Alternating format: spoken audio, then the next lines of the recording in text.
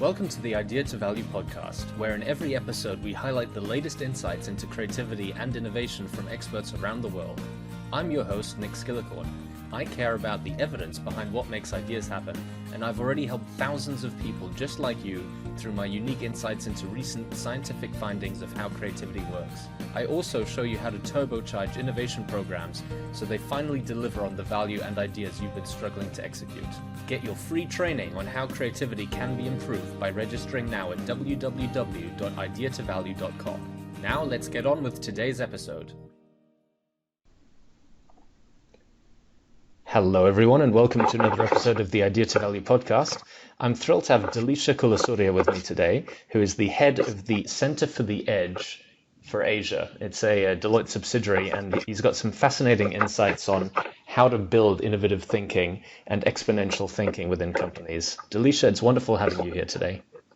Hi Nick, great to be here. So for people who don't know much about you or what the Center for the Edge actually means, could you give us a little bit of background to that, please? Sure, the Center for the Edge, for lack of a better term, we're kind of like futurists for Deloitte, but that's not a particular term like we like with it. It feels too disconnected.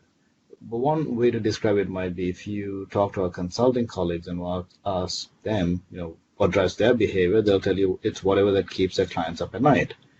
And the center's mandate is slightly different. It's what should be keeping our clients up at night, and how do you bring that to the table? So we look 5 to 10 years ahead, maybe longer, and say, well, how's the world changing? And we try to frame the world in an understandable way from a business model standpoint rather than a technology standpoint. And given those shifts, we'd say, well, if the world is changing in such a way, what would you do about it today? So maybe that's a better way to describe what we do and how we see the world. And there's a lot to unpack there, not least of which what the world's actually going to be looking like in the future. Now, I know that you and your team, you take a sort of longer term view than just the 1 to 2 year forecast that a lot of people think about when they think at strategy. What are some of the things that you guys see coming our way in the next 5-10 years time?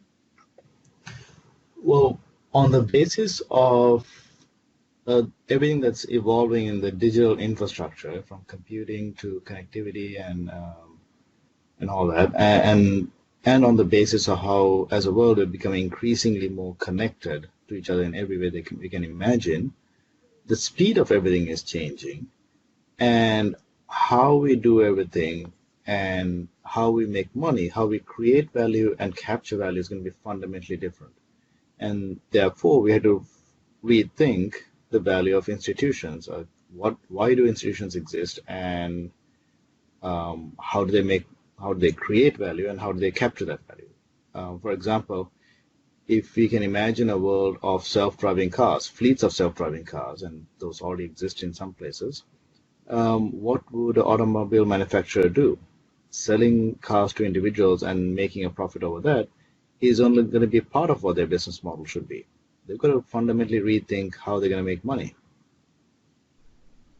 Now, I know we talked about self-driving cars, and one of the reasons I wanted to have you on the podcast today is I saw your talk about the exponential technologies, where you mentioned some of the self-driving car exponential trends coming out of not just Silicon Valley, but also some unexpected places like individuals who are hacking together things. Yes. A lot of people, they've heard this promise of self-driving cars for quite a while now, but it still seems to be quite far away.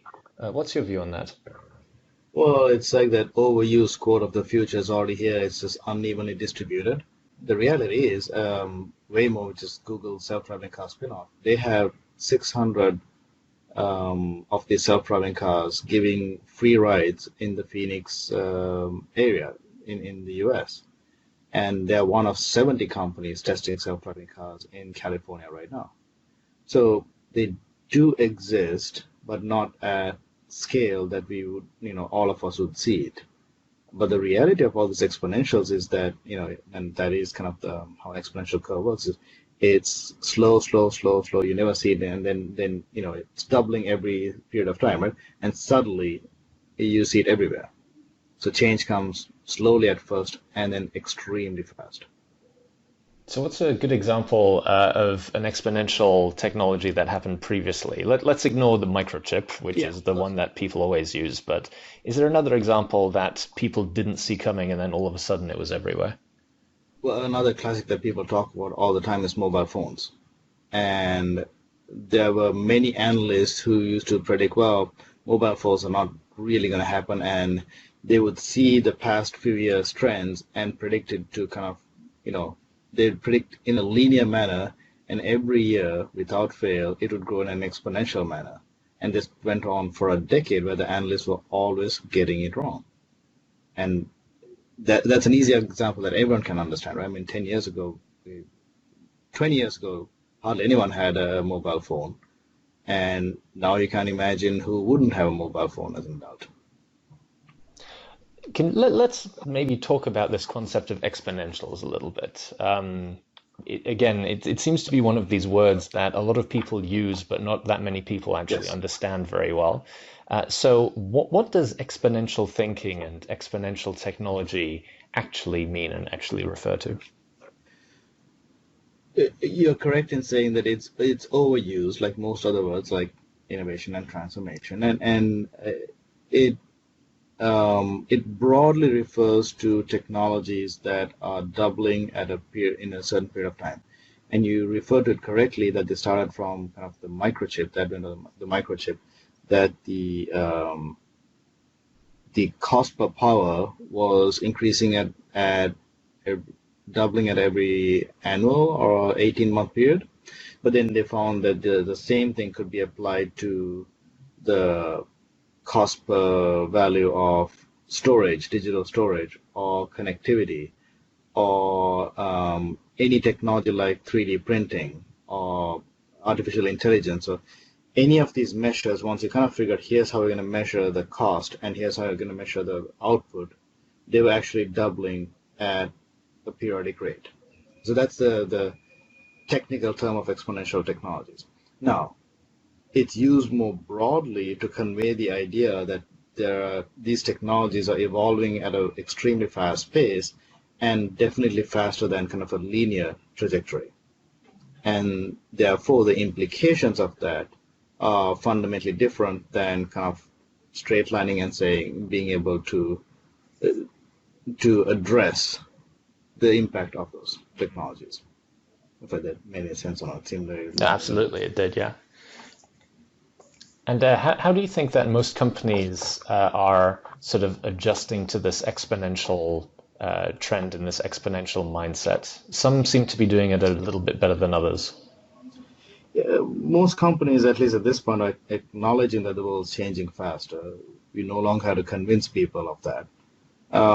Yet, in terms of addressing it, it's still a lot of people saying they want to do something, and very few are actually doing something about it.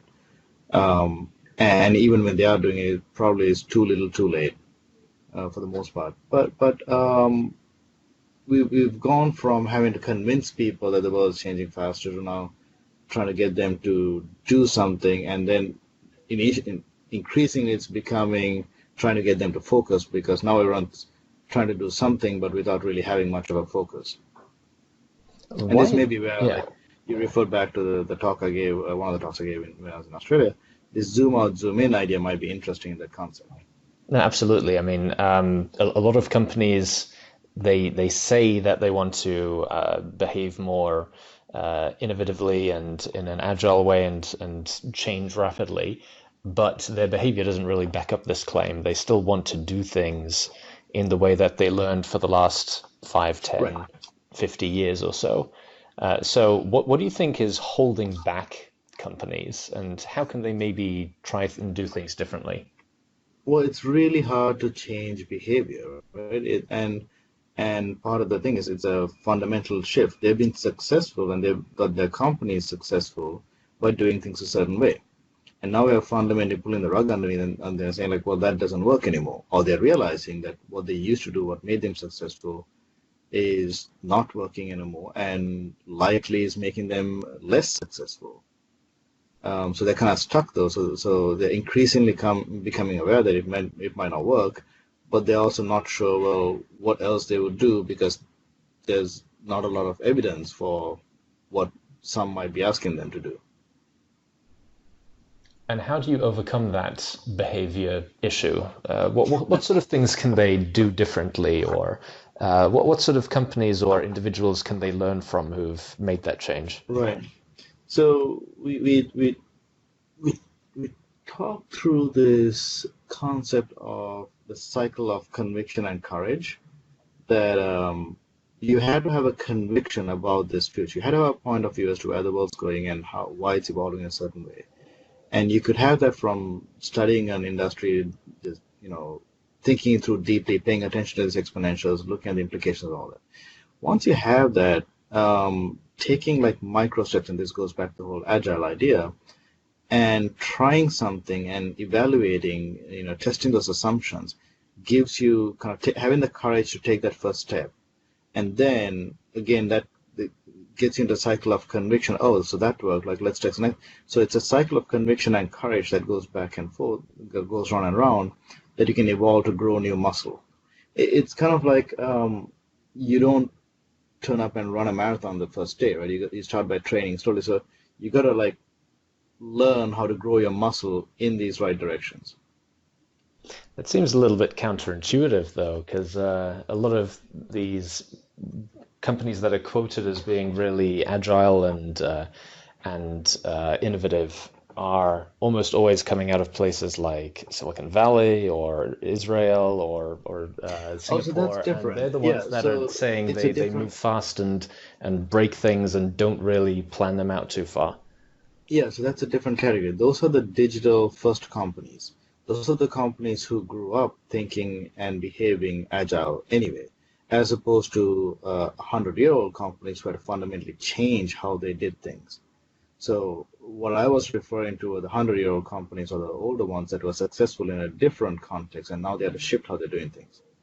If you are of the more if you're a company that started in the last decade or decade and a half, if you're digital first, you probably are doing this naturally, and you probably have a point of view as to where the world's going, or you did at least when you started that company. So yes. And what about these 100-year-old large conglomerates?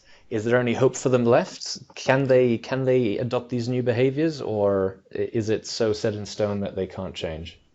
They can, but it isn't an easy journey, and it has to be an intentional journey. Right now, most of these companies are in a very reactive stance.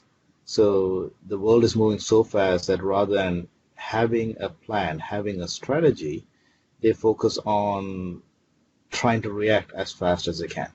And unfortunately, that's not good enough. Like it'll keep them alive for a period of time, but that's not going to be good enough. They had to kind of figure out a way to step ahead of that, have a point of view, and make some bold moves. But you can do it in a way that is not risking the whole firm or not betting the farm.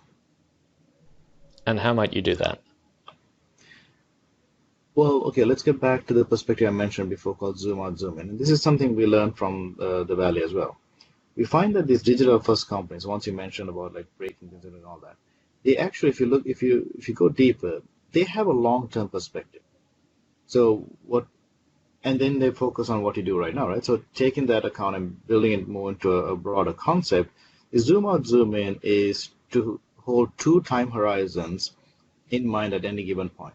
So you want to think 10 to 20 years out, further out than you can imagine by just extrapolating today, and say, what would the world look like, and what role would you be playing in that future scenario? And it's not to have a blueprint of what that future is going to look like, but at least take the big trends that are going right now and say, given this, how will the world evolve into, and what would your role be in that future, right? So that's one anchor. That's a zoom out, and having an opinion as to how the world's going to go and what role you're going to play in that future. Then you want to zoom back into the next 6 to 12 months and say, in the next 6 to 12 months, in the very immediate term, what could you do to either accelerate towards that preferred future or test an assumption about that future? And you're completely, at least for this edge unit or the group that's trying to do the transformation, you're completely ignoring the 2 to 5 year operational planning that we normally do. So you ignore that, and you always think of 10 to 20 years and 6 to 12 months. And all of the digital first companies did that. And that's why you found Facebook buying Oculus Rift when it was only like a 20% company. They bought it for like 2 billion plus, 2.3 billion, I think. Because they knew that that was the next thing. They were looking way further ahead. And you see Google doing the same thing. You see Apple doing the same thing. All these guys have a much longer perspective, and then they focus on what they can do right now. But let's take it back to a big company. One of the cases I've been working with. Would you like me to go into a case? Would that be useful here? Absolutely. I love case studies. Okay. So one of the cases we've been working with for the last 4 or 5 years is maybe 2 or 3 years is Mars, the candy company. M&M's, all the candy that we know and love. Well, they have a fundamental issue. Sugar is going to get vilified and regulated, and they know and need to shift their business, but it's a $40 billion business built on this. So it's not something you can just do overnight. And in some part, you can start shifting your product portfolio to products that are less sugar oriented or more food oriented, but they want to do more than that. They want to fundamentally think like how is the business model on what they do? How is that going to change? So we did some work with them, and by the way, all of this is in the public domain, so I'm not revealing anything that isn't public or is confidential. They want to be a health and nutrition company. They want to be the next health and nutrition company. But you can imagine 10 years from now, rather than buying a packaged item in a vending machine, when you walk up to a vending machine, you'd scan yourself. It'll know your DNA because that's been decoded. It's up in the cloud.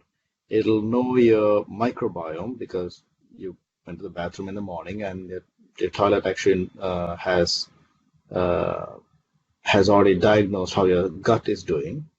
It'll know your goals, whether you want to gain muscle, lose weight, whatever you put up there. It'll know your activity based on your smartwatch or your Fitbit-like device. And it could give you the perfect goop that you need for that moment with all the macronutrients and all the flavors that you'd like in a form of a bar or a juice or anything else. Now, every single one of those technologies exists today, just like those self-driving cars, but it doesn't exist at mass and at a price point that can be delivered in a vending machine. But that's a future that they can see, and it's a fundamentally different business model of personalized nutrition than selling a candy bar wrapped in something. So that's kind of the zoom out, and that's only one part of the zoom out. There are many other parts of the zoom out you could get into. But given that context, what could a Mars do? Because that's a pretty far cry and requires a very different set of skills from what they have today. Well, what a lot of people may not know is Mars is also the world's largest pet care company. They have a lot of pet food brands, like Royal Canin and others. And in the US, they actually own a lot of the veterinary hospitals as well. And so unlike us humans, pets, 70% of what they eat, 70 to 100% of what they eat is one brand, because we buy a giant bag of food and just feed the same thing to them every day.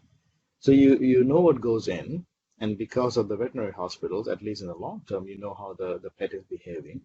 Given this point of view and perspective as to what they want to do, they acquired a pet Fitbit company called Whistle. They acquired a pet DNA startup and a pet microbiome startup. So now they have scores of data scientists doing these building blocks of understanding the pet's body and nutrition in a much less regulated environment than the human side. And that could only be because you kind of knew where you're going and had a perspective, and now you could work towards, well, how would you build towards that? Does that make sense? Absolutely. It sounds when you started talking about personalized goop, I immediately started thinking about the Matrix and and the food that like comes out just to meet basic needs. But as you're saying, this technology does already exist. It's just not necessarily evenly distributed. Right. Um, I, Or at scale or at the quality that can be delivered at scale. Now, one of the other topics which I found really interesting from your talk is this idea of ambidextrous organizations and scaling at the edge of companies. Could you let us know what exactly an ambidextrous organization actually is? Yeah, sure. There's a prof, I think, Michael Tushman, who wrote a book called Ambidextrous Organization in the 90s. And the idea is that you have to run your edge organization, your R&D in that case, when we talked about it, differently from your core organization, how most of the money is made or value is created and captured in an organization. You need different incentives, different types of people, different HR, legal, finance, all of those functions have to treat them differently because the people that you need and the incentives you need for the two entities are different from the edge and the core. But the idea with the ambidextrous organization, when it was initially conceived, was that you try something on the edge, you give different incentives, do all that stuff, and if it works, to push it into the core. Like try something out. If it works, then okay, now we're going to push it into the whole core, and now everyone's going to do this tomorrow. And that was usually where it failed. What worked on the edge brilliantly failed with a large organization. There was a fundamental disconnect in DNA. And what's different today, and what we talk about in this perspective on scaling edges, is that you can reverse that flow. So rather than trying something out on the edge and pushing it into the core, you let the edge evolve on its own on the back of these exponential trends, because you can grow much faster. So you're kind of like a startup on the edge of a large entity. You don't try to push it back in. Instead of trying to push it into the core, you start pulling the core towards the edge. So you're reversing that flow. You're showcasing what this entity can do, and over time, more and more of the core starts adopting those ideas, those principles and processes, and over time, that edge becomes a new core of the firm. I love that idea because there's so many issues with companies building these incubators and accelerators and whatever and labs, whatever they might be called, and then being disappointed when they don't end up benefiting the core business. And so often it's because the teams who are good at generating new ideas and maybe testing them out and piloting them are not the same as the people who are making the sales for the existing products and what's driving them. So it's balancing not just the management style, but also the mindsets between the two. Absolutely.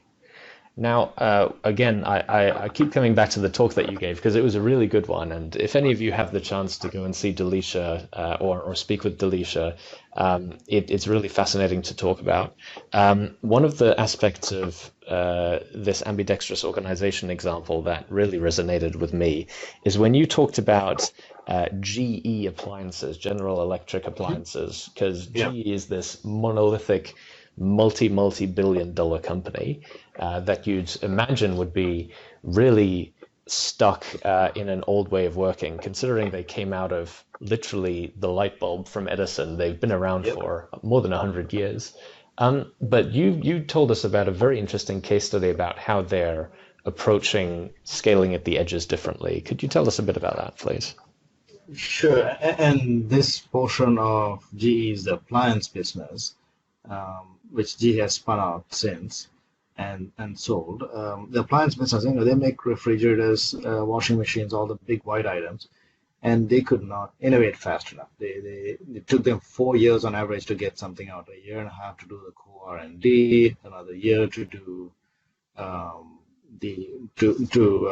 test the market to see if there's they wouldn't sell anything under 40,000 units, so you had to kind of test to make sure that there's assurance of 40,000 units, and another year and a half to actually do all the distributor agreements, because they only sold through distributors, and they couldn't get anything out. And this wasn't just to get a new product out, this was even to have something in this life cycle to change even the handle of the door. So they looked around and the different innovation models that were going on in the US and around the world, and they came across this company called Local Motors. Local Motors was interesting. Local Motors was designing with the crowd. They had a crowd of 13,000 enthusiasts, building in a microfactory, so building in small volumes and selling directly to consumers cars, automobiles. And that's one of the items that surprises you, because you think you need a lot of investment to build a car. of equipment, and these guys had figured out how to hack that, and they were designing with all these car nuts, building them in small units and selling. So long story, but there's a lot more we can go into local motors. But what GE did was they said, okay, would you guys take that same idea and apply it to us, to kitchen appliances? So they started FirstBuild. So if you Google FirstBuild, you'll find the whole story. To design, build, and sell kitchen appliances with the crowd in small volumes. And their goal was with this FirstBuild entity was to come up with 10 to 12 items every single year, as opposed to 1 in 4 years. So they have a crowd of over 1,000 people now, and every one of us has an appliance idea of like, oh, why don't they just do it this way? Or why can't we have that thing? You know, I don't know, a beer kegerator that, you know, also works as a karaoke machine. People come with crazy ideas. Like, you can collect all these ideas of what you could do, and then figure out how to build them in small volumes, and actually figure out how to sell them in small volumes as well. So that's what FirstBuild is doing and has done. And in 2 to 3 years, they've actually come up with so many products. They do come up with 10 to 12 products every single year. Some of those products have been so successful that they are now cost neutral. They are paying off the full cost of running FirstBuild with the products that they come out of. And it's particularly 2 items, an ice machine, a desktop ice machine, and a pizza oven. That's still selling enough to actually pay off the full cost. So they kind of have zero cost R&D as a result of this. But how do you cut down the time it takes to do all the distributor agreements and doing all the market testing? That still sounds like it's 2 or 3 of the years out of the 4 years. Yeah, so they don't. So the market testing, they do it very differently. So they did this interesting thing where they decided to not only they're crowdsourcing all the ideas, but they decided to crowd fund. Now, crowdfunding is fundamentally different because it's not just getting an idea from outside, it's saying, putting an idea out to the public and saying, here's our product, here's our price, would you buy this? It's what we know of as Kickstarter and Indiegogo. So they decided to crowd fund some of their products. And this first one that they tried, the very first one they tried was, it's called the Paragon Induction Cooktop. And it's a regular induction cooktop, except it's connected, and therefore it's got a heating unit, and it's got this temperature gauge that you can put, inside the pot in the liquid, and those 2 things talk to each other, and then they talk to your phone. And you can set the temperature on your phone, and it'll keep it exactly at that because the temperature gauge is talking to the heating unit, and it'll keep it at that temperature whether you have the lid on or off. So it's a cool product. Great idea, but how would you know how to price this? And the old way would have been to do focus groups and market studies and all that to say, whether someone would buy it and get the price. They instead decided to crowdfund it. So they put it up on Indiegogo, and, we calculated that the tooling cost would be about $50,000. So we said $50,000 is the limit. And the way crowdfunding works in this particular case was either you hit the number and you get the money, or you don't hit 50,000 and it just goes back and sits on a shelf. So it's a very different way of market validation. This was the very first time that a large company had crowdfunded. A lot of companies are crowdsourcing, but nobody had crowdfunded because most large companies have the funding. And people, what they mistook was that it's the need of funds versus a different way of market validation. And with that particular product, in day one, they got $130,000. At the end of the 30-day campaign, they got $330,000. So more than enough to actually take it to market and test it. So that was kind of the first way so that's a market validation. Now, when it comes to distribution and scaling, it's different. What came out of that was now they know that people are interested in this, and you kind of have a price point of what they're willing to pay for it. What they've done now is if you get the GE Monogram, which is their kind of a higher end brand, those devices already have the capability built in, the same capability the induction cooktop has, the electric cooktop. And all you have to buy is the little temperature dongle for not that much. And then you can have the induction, you can have the same capability with your large install base. So that's how they've adopted it back into kind of the core products that they sell. Fascinating. Duleesha, it's been wonderful speaking with you today. I think the whole concept of scaling, of exponentials, and of ambidextrous organizations, it's something I'm really passionate about. And if some of the people listening today are passionate and want to find out more about you and the work that you're doing, what's the best way they can go and do that? I think the Center for the Edge website, I actually, after 11 years in Silicon Valley, I just relocated to Singapore to set up a Center for the Edge for Asia. So we haven't set up a website yet. I've been on the ground barely 4 weeks. But if you Google Center for the Edge, you'll find our website in the US. It's still one site, and there's a lot of our content there. What we mentioned, scaling edges, zoom out, zoom in. That you can find a lot of content there. It's all open to the public. Or you could find me on LinkedIn and send me a note. Perfect. It's been wonderful speaking with you. And yeah, I hope to speak again with you soon. Thank you, Nick. Thank you so much for listening. If you liked it, please like, share, and subscribe, and leave me a comment about what you thought and what you'd like to see more about. If you want to take your creativity and innovation capabilities to the next level, then invest in yourself with the premium training only available at ideatovalue.com. These exclusive training modules have all been put together by me, Nick Skillicorn, and have been used by thousands of artists, innovation leaders, and CEOs to become better at understanding the source of their creativity and executing on their innovation ambitions. And there is no risk to you, as they're backed by our money-back guarantee. Now, don't forget to go out there and make your ideas a reality. See you again soon.